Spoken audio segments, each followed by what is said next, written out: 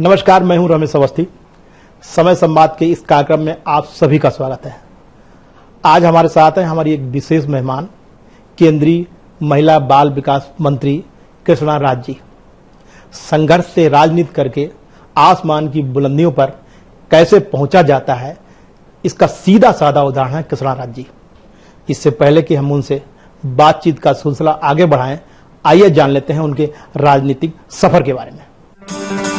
शाहजहांपुर से बीजेपी की सांसद कृष्णा राज मोदी सरकार में महिला और बाल विकास राज्य मंत्री हैं। कृष्णा राज पहली बार सांसद बनी और केंद्र सरकार में मंत्री बनाई गयीं। सियासी जानकारों के मुताबिक यूपी में जातिगत गणित के हिसाब से कृष्णा राज 2017 के विधानसभा चुनाव में बीजेपी के लिए दलित वोट बैंक सुरक्षित कर सकती हैं। कृष्णा राज पासी जाति से आती हैं और यूपी में दलित समुदाय में जाटवों के बाद पासियों की सबसे ज्यादा आबादी है। कृष्णा राज का जन्म फैजाबाद में 22 फरवरी 1967 को हुआ। उन्होंने पोस्ट ग्रेजुएट की शिक्षा फैजाबाद में ही हासिल की। उनका विवाह लखीमपुर खीरी की मोहम्मदी तहसील के निवासी वीरेंद्र कुमार से हुआ। Virendra Kumar State Bank of India में नौकरी करते हैं। 2 संतानों की मां कृष्णा राज 1995 में बीजेपी ज्वाइन करने के बाद सक्रिय राजनीति में आई। 1996 और 2007 में उन्होंने लखीमपुर खीरी की मोहम्मदी विधानसभा से बीजेपी के टिकट पर चुनाव जीता। 2009 में शाहजहांपुर की आरक्षित लोकसभा सीट से बीजेपी के टिकट पर कृष्णा राज मैदान में थी, लेकिन चुनाव हार गयीं। 2014 में कृष्णा राज ने इसी सीट से एसपी सांसद मिथिलेश कुमार को हराकर लोकसभा में दस्तक दी। ये था कृष्णा राज जी का संघर्षपूर्ण राजनीतिक सफर। कृष्णा राज जी, समय संवाद में आपका बहुत बहुत स्वागत है। धन्यवाद। कृष्णा जी, राजनीति में आपने काफी संघर्ष किया है। आप लखीमपुर के मोहम्मदी विधानसभा से 2 बार विधायक रहीं, उसके बाद आप चुनाव कई बार लड़ी आप, लेकिन लखीमपुर से फिर आप सांसद शाहजहांपुर में बन गई। तो लखीमपुर से शाहजहांपुर आने में जो कैसे सब कुछ एडजस्टमेंट किया आपने, क्या था? राजनीति करना एक मेरे लिए जो है समाज का जो परिदृश्य था वो मेरे स्वभाव में था कि जो पीड़ित व्यक्ति हैं, छात्र जीवन से ही उनकी मदद, अपने साथियों की मदद करना मेरा उद्देश्य रहता था और सच के साथ खड़े होना हमारा एक स्वभाव रहा है, आज भी है। समय पे मैंने देखा कि जब मैं किसी की मदद करने की बात करती हूँ तो कहीं न कहीं पावर अड़े आती है और ये बात मेरे मन में बैठ गई और मैंने तय किया कि मैं किस तरह से लोगों का जो जीवन में मैं मदद कर सकूं, उसके लिए एक आयाम होना चाहिए और वो राजनीतिक सफर मैंने प्रारंभ किया। और उस वर्ष 1995 में मैंने पूरी तरह से राजनीतिक जीवन में कदम रख के राजनीति को समझा और मैंने राजनीति को समझने के बाद ये पाया भारतीय जनता पार्टी एक राष्ट्रवादी पार्टी है और संस्कारों, परंपराओं, संस्कृति से भरी हुई पार्टी है और मैं प्रभावित हुई और मैं उसी पार्टी 95 में मैंने इस पार्टी की पूरी तरह से सेवा की और पार्टी ने मेरे को एक अवसर दिया। वर्ष 1996 में मैं पहली बार लड़ी और अच्छे वोटों से मैं जीती, जिसके लिए आज भी मैं मोहम्मदी विधानसभा लखीमपुर की जनता को मैं आज भी दिल से आभार व्यक्त करती हूँ और बहुत बेहद सम्मान करती हूँ। मैं राजनीति के किसी भी आयाम पे जाती हूँ, मोड़ पे जाती हूँ, तो मैं प्रारंभिक वो लोगों का स्नेह जिन्होंने मुझे राजनीति के रास्ते दिखाए और राजनीति में उंगली पकड़ के चलना सिखाया, मैं उनको हमेशा नमन करती हूँ। कृष्णा जी, मैंने काफी महिलाओं से भी बात की जो राजनीति में जुड़ी हैं। काफी महिलाएं आपको अपना आदर्श मानती हैं, लेकिन महिलाओं में जो राजनीति में महिलाओं को जो दिक्कतें आती हैं, तो क्या शुरुआती दौर में आपको कुछ दिक्कतें आई? मुझे ऐसा कभी नहीं लगा और मैं कहती हूँ लोगों से, राजनीति एक हमारा लक्ष्य था और मैं मोहम्मदी विधानसभा की, मैं कहती हूँ ना, मैंने कभी महसूस नहीं किया कि मुझे कभी दिक्कत हुई हो, टिकट से लेकर के जीतने तक का। और आज भी वो सफर जो हुआ, आज लगातार मैं बढ़ती गई, मुझे कभी भी नहीं लगा कि कहीं मुझे कोई दिक्कत हुई हो और सब ने मेरा सहयोग किया और सही रास्ता दिखाया और उस सही रास्ते को अपनाते हुए मैं यहाँ तक आई हूँ। राजनीति में सभी राजनीतिक दल बात करते हैं कि महिलाओं की भागीदारी की बात करते हैं, 33% कोटे की भी बात करते हैं, लेकिन मुझे लगता है कि लागू नहीं करते, यानी कि उनकी कथनी और करनी में अंतर है। क्या आप ये महसूस करती हैं? नहीं, देखिए, बिल्कुल हमारे यहाँ आजादी के 70 साल के कदम पे हम लोग चल रहे हैं और उसमें लगभग ज्यादा देश पे हुकूमत कांग्रेस की रही है। लगातार इनसे ही उम्मीद की जाती थी।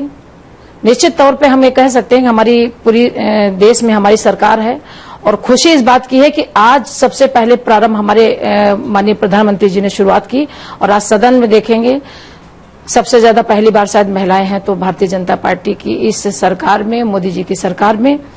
और मुझे ऐसा लगता है कि जो महिलाओं का हमारे देश की स्थान है और वर्षों से जो मांग है, आने वाले समय में सभी लोग साथ देंगे तो जरूर ये स्थान हम 33% का मिलना हमारे लिए। आप कुछ मांग करेंगे पार्टी में कि 33% का कोटा लागू हो? मुझे लगता है कि हमारी पार्टी में हमें मांगने की जरूरत नहीं, लगातार महिलाओं का सम्मान बढ़ता जा रहा है और जिसका परिणाम आप देख रहे होंगे, आंकड़े पिछले देखें और आज के देखेंगे तो आने वाले समय में लगातार महिलाओं का सम्मान ही होगा। मैं बात इसलिए कह रहा था कि जब आप चुनाव क्षेत्र में यानी कि टिकट जब मांग रही थी आप, उसमें आपका इस बात को लेकर काफी विरोध था कि ये महिला है और ये यहाँ से जीत नहीं सकती, यहाँ पे कोई पुरुष कैंडिडेट होना चाहिए। उसमें आपको नहीं लगा कि आपकी जो महिला कोटा में नहीं बल्कि आप संघर्ष के रूप में आपको टिकट मिली है? ये इत्तेफाक है कि परिस्थितियों ने साथ नहीं दिया। वर्ष 2000 में मैं पार्लियामेंट लड़ी थी और बहुत अच्छा वोट मिला था प्रदेश में, अच्छे वोट संख्या के साथ आई थी मैं। और ऐसा कौन क्या कहता है इससे फर्क नहीं पड़ता। हम राष्ट्र में 50% आबादी के हकदार बनते हैं और हमको कहा जाए कि हम लड़ नहीं सकते। अरे हम घर से लेके ससुराल से लेके मायका चलाते हैं, हम कैसे नहीं कर सकते? नहीं, आपको टिकट का जो आपका ग्राउंड है वो आपका महिला ग्राउंड नहीं है, ये राजनीतिक संघर्ष का ग्राउंड है। हमारी महिलाएं जो है महिला बन करके नहीं, अपने स्थान को जो हक है बनता है, देश की आधी आबादी है तो उनको ऐसे ही स्थान मिल ही जाएगा। उनको स्थान मिलना भी चाहिए और आने वाले समय पर उनको स्थान मिलेगा भी, आप देखिएगा। आप शाहजहांपुर की सांसद हैं, वहां से अब आप मंत्री बन गई हैं, काफी लोगों को अपेक्षा है।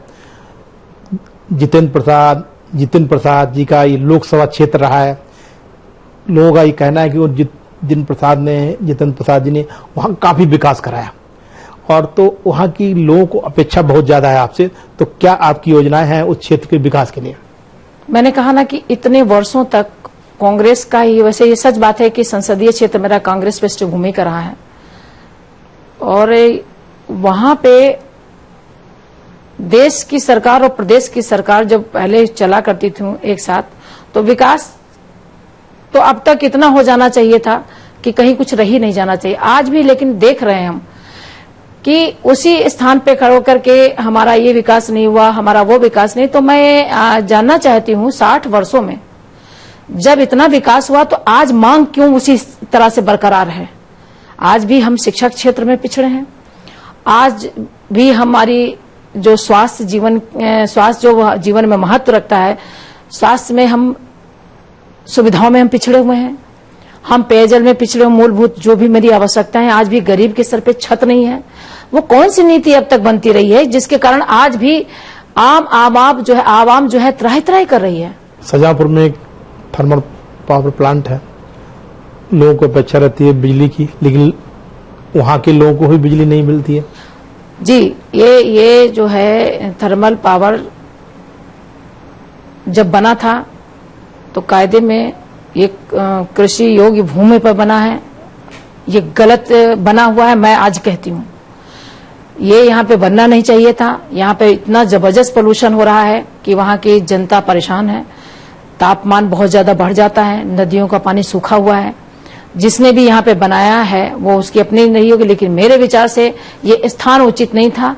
और जब यहाँ पे बन रहा था तो डिस्ट्रीब्यूशन का लाइसेंस नहीं था, जनरेशन का इनको दिया गया है लाइसेंस, लेकिन डिस्ट्रीब्यूशन करने का इनका पावर नहीं है।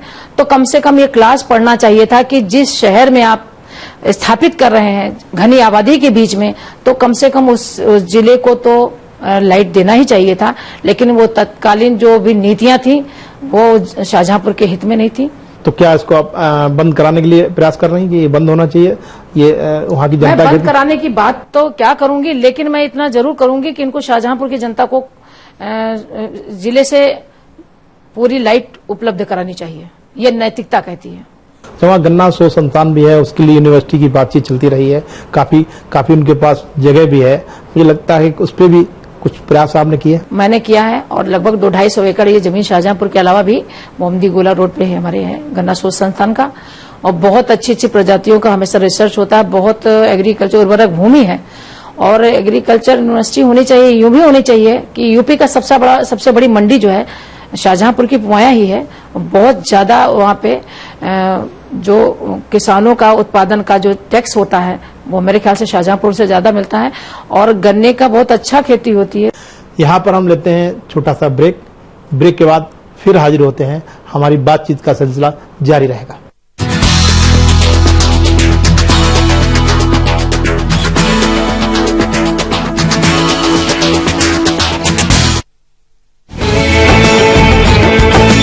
जिसे जनता ने सराखों पर बैठाया, जिसने वायदों को वक्त से पहले पूरा कर दिखाया।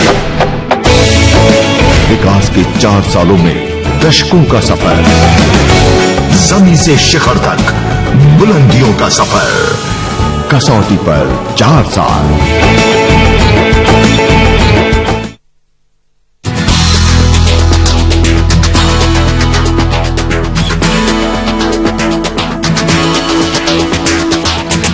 ब्रेक के बाद एक बार फिर आपका स्वागत है।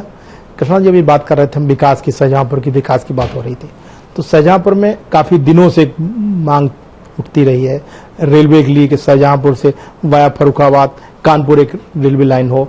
उसके लिए वर्षों से मांग ली। उस पर अब आप मंत्री हैं तो अब आपकी भूमिका ज्यादा बड़ी बनती है, लोग ये अपेक्षाएं ज्यादा है, तो क्या आपने कुछ प्रयास किए हैं अभी वहां के लिए? हाँ, मैंने हाउस में भी उठाया था और लिख करके पत्र दिया।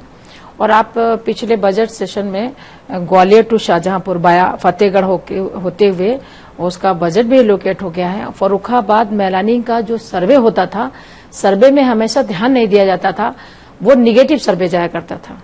तो इस बार जो है सर्वे हुआ है वो पॉजिटिव सर्वे हुआ है। हमें उम्मीद करनी चाहिए आने वाले समय में ये जो है फर्रुखाबाद टू मैलानी जो हमारा बॉर्डर को जोड़ेगा, नेपाल के बाद जो है हमारा सीमा को जोड़ेगा, ये हमारे सुरक्षा की दृष्टि से भी सही है और आवागमन की दृष्टि से भी ये मांग है हमारी। और मेरे ख्याल से ये अतिशीघ्र इस पे जो है शुरुआत तो हो चुकी है, इस पे अब क्रियान्वयन भी शीघ्र ही दिखाई पड़ेगा, जैसा कि हमें विभाग से पता चला। कृष्णा जी, उत्तर प्रदेश में जातीय राजनीति होती है। लोग तो जरूर कहते हैं कि विकास की बात, कोई जात ना कोई धर्म, लेकिन हकीकत तो यही है कि पूरा जातीय राजनीति पे टिकी हुई उत्तर प्रदेश की राजनीति है। और आप भी महसूस करती हैं, सब जानते हैं कि आपको जो मंत्रिमंडल में स्थान दिया है वो एक विशेष वर्ग में काफी % वोट पासी वोट है उत्तर प्रदेश में, जिसकी आप नेता मानी जाती हैं। यही कारण रहा कि शायद आपको मंत्रिमंडल में स्थान दिया। तो उस वोट बैंक को एकत्रित करने के लिए, जो वोट बैंक भाजपा के साथ नहीं रहता था, लगभग ना के बराबर था, उसके लिए क्या आपने रणनीति अपनाई है? देखिए, पहली बात तो मैं एक बताना चाहूंगी, हमारी पार्टी का चिंतन राष्ट्रवादी चिंतन है। हमारी पार्टी सर्व समाज को लेकर के और राष्ट्र के बारे में चिंतन करते हुए सबका साथ सबका विकास हमारा नारा है। इसलिए जो है ये कहना कि किसी जाति को या किसी आधार पे राजनीति चल रही है, तो और जगह तो चल रही है, निश्चित बात है, लेकिन हमारे भारतीय जनता पार्टी में जितना हमने देखा राजनीति में, वो कहीं भी ऐसा महसूस नहीं होता। लेकिन ये जरूर है कि सबका साथ, तो सबका साथ में भी मैं भी आ जाती हूँ, सारे ही आ जाते हैं। तो ये मैं कह सकती हूँ सबके साथ में जो मेरी जिम्मेदारी दी गई है, और मैं लोगों के बीच में जाकर के सभी को जोड़ने की बात, एक जाति विशेष की ही बात नहीं है। हम इतने लंबे समय से राजनीति में हैं, सभी का स्नेह है, प्यार है, तो हम कोशिश करेंगे कि हम सभी लोगों को लेकर चलें। और जो जिम्मेदारी हमारे नेतृत्व ने हम पे दी है और हमसे आशाएं व्यक्त की हैं, उसमें मैं पूरी तरह से खरा उतरने की कोशिश कर रही हूं, और जिसका आने वाले समय में हमको लाभ दिखेगा और आप हम सब देखेंगे। कृष्णा जी, अभी उत्तर प्रदेश की हाल की घटनाओं को अगर देखा जाए तो महिलाओं पर कुछ अत्याचार और बलात्कार की कुछ घटनाएं हुई हैं। अब आप सेंट्रल में मिनिस्टर्स हैं, उत्तर प्रदेश की इस तरह की घटनाओं में आप किस रूप में ले रही हैं, उसके लिए क्या पहल करेंगे आप? समाजवादी पार्टी का आना, उत्तर प्रदेश की समस्त जनता में ये पूरा विश्वास हो जाना कि इसी तरह की अराजकताएं जो हैं हमको देखना है, समाज को झेलना है, जिसकी परिणति है लगातार आप सबने देखा। अभी बुलंदशहर की घटना हुई, कभी मथुरा की घटना हुई, आए दिन आप देख रहे हैं। और मैं 15 वर्षों से, कम से कम मैं 15 वर्षों से लगातार इनको सबको देख रही हूं। जब इनकी सरकार आती है तो ये मान लिया जाता है कि गुंडागर्दी चरम पे होगा, प्रशासन इनकी जेब में होगा, पुलिस प्रशासन जो है अपना निर्णय, अपना फैसला नहीं कर सकती। तो आप, ये कोई नई बात नहीं है। ग्रामीण क्षेत्रों में विशेषकर दलित और पिछड़े वर्ग की महिलाओं की स्थिति काफी चिंताजनक है, काफी गरीबी है। उनके लिए अब चूंकि आपके पास नई जिम्मेदारी है तो उनके लिए आप वैसे भी संघर्ष करती रही हैं, लेकिन अब आप इस संघर्ष को कितना और आगे ले जाएंगी और किस रूप में और उनको फायदा पहुंचाएंगे? मैंने कहा ना, मेरी सोच ही लोगों की मदद, असहाय लोगों की समर्थन करना और उनके साथ खड़े होना, ये सोच ही मुझे राजनीति में लेकर के आई। तब भी और आज भी, कल भी, हम जिसके साथ भी अन्याय होता है मैं उसके साथ खड़ी हूं और खड़ी रहूंगी। दलित वोट बैंक भी हमारे साथ आ जाए तो क्या लग रहा है कि उत्तर प्रदेश में दलित वोट भाजपा की तरफ है ना? वर्ष 2014 में सारा ही एकदम से जाति धर्म सबका सिर्फ राष्ट्र ही राष्ट्र था। तो अभी उत्तर प्रदेश की जनता ये मान रही है कि जिस तरह से हमने केंद्र में सरकार बनाई, उसी तरह से पूर्ण बहुमत के साथ हम प्रदेश में भी भारतीय जनता पार्टी की सरकार बनाएंगे। ये आवाम में चर्चा है। जो भाजपा शासित राज्य हैं उसमें कई राज्यों में दलितों पर उत्पीड़न की घटनाएं काफी बढ़ी हैं, काफी चिंताजनक स्थिति है, मीडिया में रिपोर्ट में भी आ रहे हैं। तो फिर कैसे आप यहाँ दलित प्रेम दिखा रहे हैं, वहाँ आपके जो प्रदेश है जिनमें आपका राज्य है वहाँ पे दलित में उत्पीड़न हो रहा? देखिए, मैं ये कह सकती हूँ कि जब सत्ता जो है हाथ से जाती नजर आती है तो प्री प्लान करते हैं लोग, और ये जितनी भी प्रदेश में तरह तरह की घटनाएं आई और आखिर में आप लोगों ने देखा, बाद में आपने देखा भी कहां से प्रायोजित था। ये प्रायोजित करके सिर्फ सरकार को बदनाम करने की एक साजिश करते हैं और देश में जो हमारी साफ सुथरी छवि है हमारी सरकार की, उसको धूमिल करें। तो आपको लगता है कि दलित वर्ग भाजपा की तरफ झुक रहा है? पूरी तरह से है। क्या उनके लिए प्लानिंग की गई है भारतीय जनता पार्टी द्वारा प्रदेश में उनको जोड़ने का कोई खास एजेंडा किन आपको लगाया गया उसमें वोट बैंक को जोड़ने के लिए? नहीं, ऐसा नहीं। हम तो एक राजनीतिक दल के कार्यकर्ता हैं, तो हम तो सभी लोगों को करने की बात कर रहे हैं। खास नहीं है, खास तो कुछ नहीं है, लेकिन इतना जरूर है कि जब हमारे गांव का, अभी आपने बजट देखा होगा, तो गांव के लिए क्या, तो दलित मजदूर और किसान कहाँ बसते हैं तो समझ सकते हैं, वो गांव में ही है। तो जब हमारे प्रधानमंत्री जी का ध्यान ही पूरे देश में बजट 70% गांव की तरफ है, तो उनका सीधी सी बात है, उनका ही विकास की बात हो रही है। कुछ लोगों का ये भी कहना है, आपके विरोधियों का कहना है कि कृष्णा जी जहाँ अपने बिरादरी की पॉलिटिक्स भी कर रही हैं, वहां ब्राह्मणों की भी पॉलिटिक्स उन्होंने चालू कर दी है और अपने चुनाव क्षेत्र में एक जगह है वहां पे उसको परशुराम का जन्म स्थान घोषित करवा दिया सरकार से मिलकर, ताकि ब्राह्मण वर्ग भी काफी प्रभावित हो सके। ऐसा तो लगता होगा, लेकिन मुझे खुशी इस बात की है, भगवान परशुराम जी का जो जन्मस्थली है, चूंकि जन्मस्थली है तो देश के पटल में आना चाहिए। ये किसी जाति से लेकर के नहीं कि ब्राह्मण समुदाय खुश, अरे ये यथार्थ है। और जब है रामगंगा को भगवान परशुराम जी लाए, तो रामगंगा देश भर में कहीं है नहीं, पूरे विश्व में कहीं नहीं है, तो शाहजहांपुर की जलालाबाद की धरती में है। जो हमारे भगवान परशुराम जी से संबंधित चीजें हैं उनके जन्म से, वो सारा वहीं दिखता है।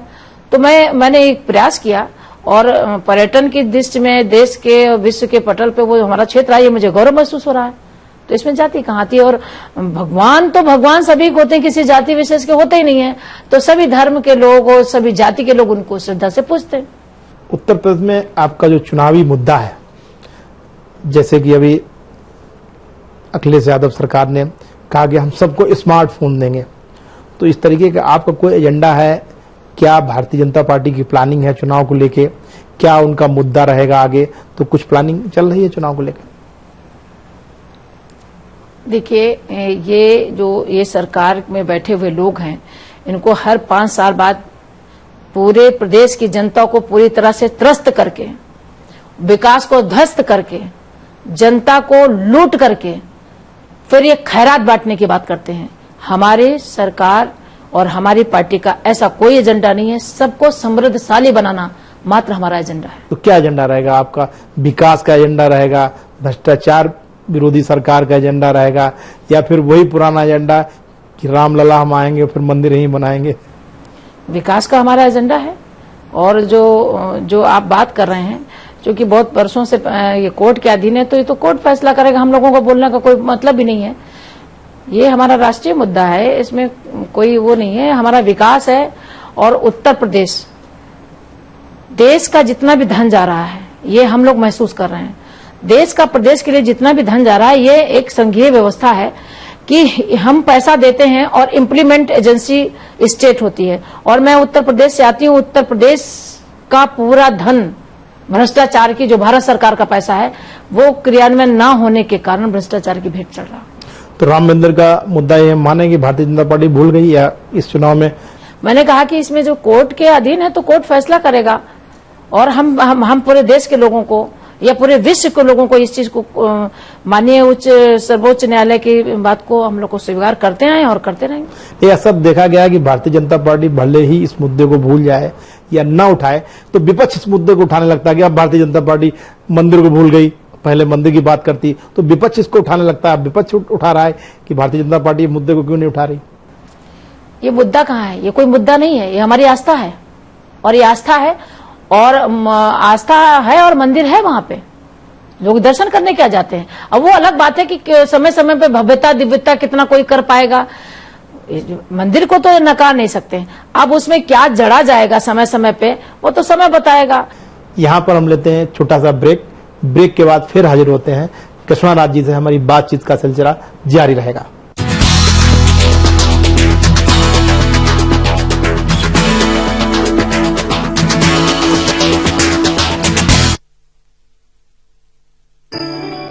आपके द्वार से संसार तक, गांव से शहर तक, उत्तर प्रदेश और उत्तराखंड की हर खबर पर है हमारी नजर। हम बनेंगे आपकी आवाज, बने रहिए हमारे साथ। समय उत्तर प्रदेश उत्तराखंड, आपके द्वार से संसार तक, गांव से शहर तक, उत्तर।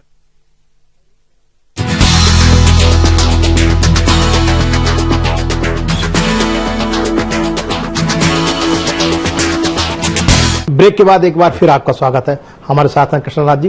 कृष्णा जी, अभी बातचीत हम लोग कर रहे थे महिलाओं की, उनके अत्याचार हो रहे हैं, बलात्कार की घटनाएं हो रही हैं, तो क्या लगता है आपको 1090 यूपी की हेल्पलाइन है, आप उसको सही मानती हैं? उसमें लगता है कि महिलाओं को कुछ उससे लाभ मिला है?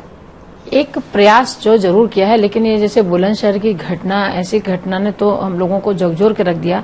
ये बात सही है कि सबसे पहले तो जो हमारे तमाम तरह की ये नंबर दिए, हेल्पलाइन दिया गया है, उनके बारे में संरक्षण और उनको किस तरह से आगे बढ़ाया जाए, सुरक्षित उनके लिए कदम रखे जाएं, ये सारी बातें। लेकिन जब तक हमारी सोच में सुधार ना हो, जब तक क्या कहते हैं, ये थोड़ा सा मुश्किल है। और कोशिश किया है हमारे मंत्रालय ने भी कि पूरे देश में 1091 का एक नंबर दे करके एक प्रयास किया है कि जहां भी देश भर में कोई पीड़ित महिलाएं हैं, इस नंबर को डायल करें तो कहीं न कहीं सुविधाएं होंगी, और काफी हद तक वैसे उनको मिलता भी है। कुछ और सुरक्षा के उपाय किए जा रहे हैं आपके मंत्रालय द्वारा? कुछ और सोचा है आपके मंत्रालय ने महिलाओं की विशेषकर सुरक्षा के लिए? जैसे कि अभी 20% हमारा पुलिस में ही हमारी महिलाओं का रहता था आरक्षण। हमारे मंत्रालय ने एक सिफारिश की है कि 33% तो अब पुलिस में तो हो ही जाना चाहिए। और ये कोशिश है कि ज्यादा से ज्यादा हमारी महिलाएं जो है विभाग में हर जगह पे काम वर्किंग में आ जाएंगी, जहां पे चाहे वो देखिए अब सेना में भी जा रही है, पहला कदम है जो हमारी सरकार ने किया है। और पुलिस में भी हमारी मांगे, और आने वाले समय में मुझे लगता है कि जहां पे महिलाएं ज्यादा से ज्यादा महिलाओं का साथ देंगी, वहां पे सुरक्षा का भाव ज्यादा जगेगा, चाहे वो ड्राइविंग लाइसेंस में हो, चाहे वो किसी भी व्यवसाय में हो। तो ये कोशिश होनी चाहिए, और हम लोग भी अपनी तरफ से इस बात को रख रहे हैं। उत्तर प्रदेश में क्या पूरे राष्ट्रीय स्तर पर महिलाओं की अपेक्षा आपसे काफी बड़ी है, तो कौन कौन सी योजनाएं हैं जो आपने जब से मंत्री पद संभाला है, उसके बाद कौन कौन से सुझाव हैं जो महिलाओं के हितों के लिए आपने आगे बढ़ाए हैं? देखिए, सबसे पहले तो ये है कि अभी तक जो हमारा एक वन स्टॉप सेंटर, ये दिशा सखी नाम से क्या कहते हैं इसको किया गया है, ये पूरे 156 जगह पे अभी हमारा हुआ है, जिसमें एक ही छतरी के नीचे एक ही जगह पे हम उसको हेल्थ की सुविधा दे रहे हैं, हम पुलिस की सुविधा दे रहे हैं, हम न्याय की सुविधा दे रहे हैं, और हम ये कोशिश कर रहे हैं कि अगर वो बहुत ज्यादा उसको रोकने ठहराने की जरूरत है या उसको किसी अप्रिय घटना का शिकार होती है, उसके साथ कुछ ऐसी दुष्कर्म होते हैं, तो 5-6 बेड का भी व्यवस्था की गई, वो रुक करके। मेरा कहने का मतलब महिला को एक जगह ही न्याय मिले, ऐसा हम पूरे देश में कोशिश कर रहे हैं। महिलाओं में बेरोजगारी की भी एक बड़ी समस्या है, तो उस बेरोजगारी से निपटने के लिए कुछ मंत्रालय ने कुछ सुझाव या आगे कुछ कार्रवाई की हो? हाँ, महिलाओं को बेटी बचाओ बेटी पढ़ाओ में भी है, और दूसरा एक समूह के द्वारा महिलाओं में चेतना जगा रहे हैं कि आप स्वयं का उद्योग करें, स्वयं कुछ निर्माण करें, अपने द्वारा है स्टेट वाइज अपना ट्रेडिशनल जहाँ पे महिलाएं हमारे रहती हैं उनको उन्नत तरीके से किया जाए, और कौशल विकास के तहत भी उनको हम प्रशिक्षित करके उनको रोजगार से जोड़ा जाए। ऐसा हमारे मंत्रालय से भी प्रयास है और हमारा भारत सरकार का कौशल विकास मंत्रालय में भी है। अक्सर अभी देखा गया है कि पूरे देश में कुपोषण की बहुत बड़ी समस्या है, और इसमें ग्रामीण क्षेत्र की महिलाएं काफी कुपोषण का शिकार हो जाती हैं।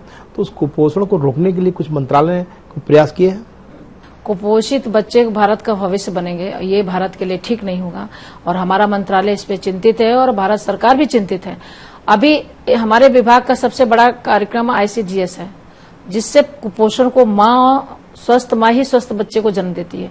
माँ से लेके बच्चों तक का जो ये पोषाहार है, न्यूट्रिशन मिशन में जो हम लोग देख रहे हैं आने वाले समय में, इसमें जो भी स्टेट है पैसा मांगते हैं और हम सीधे स्टेट को पैसा देते हैं।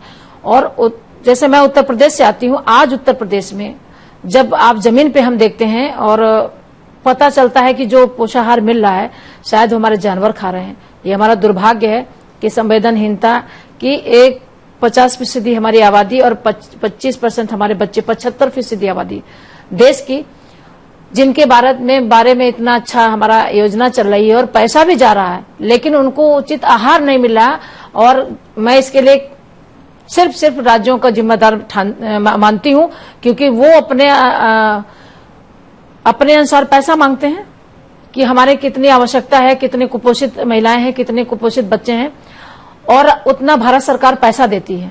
और पैसा के बाद भी वो जो हकीकत सामने आती है तो बड़ा दुख होता है। इसलिए हमारे मंत्रालय ने आने वाले समय में ये तय किया है कि सीधे लाभार्थी को आधार कार्ड से जोड़ करके उसके खाते में पैसा देने जा रहे हैं, और बीच के रास्ते ही खत्म कर दे रहे हैं। और ये खाता जो है माँ का होगा, क्योंकि माँ ही बच्चे को खिलाती है, ये ऐसा माना जाता है।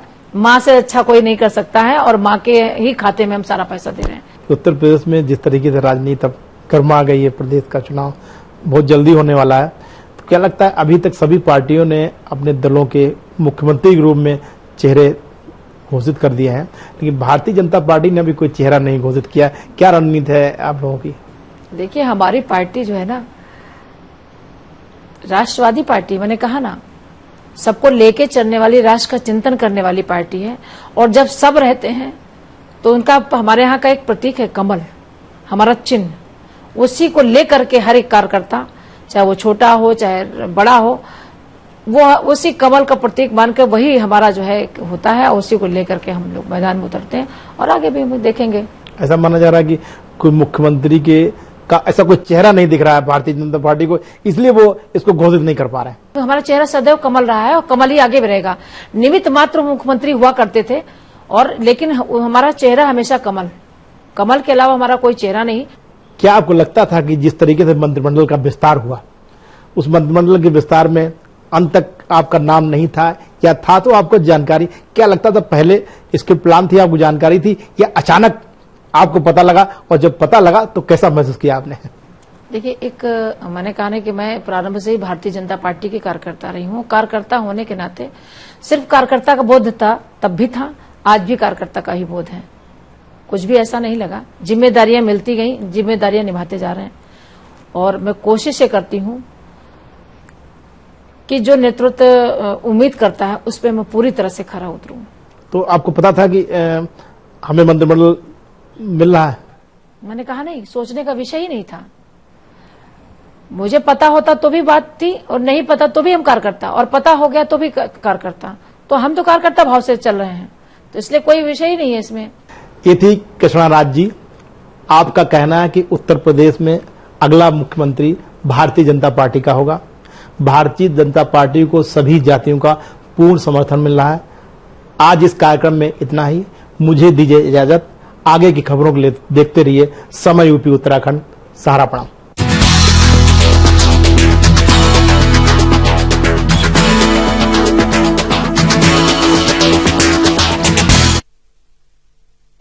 एक साधारण परिवार से मुंबई, फिर दिल्ली और अब उत्तर प्रदेश में राज्यपाल की जिम्मेदारी।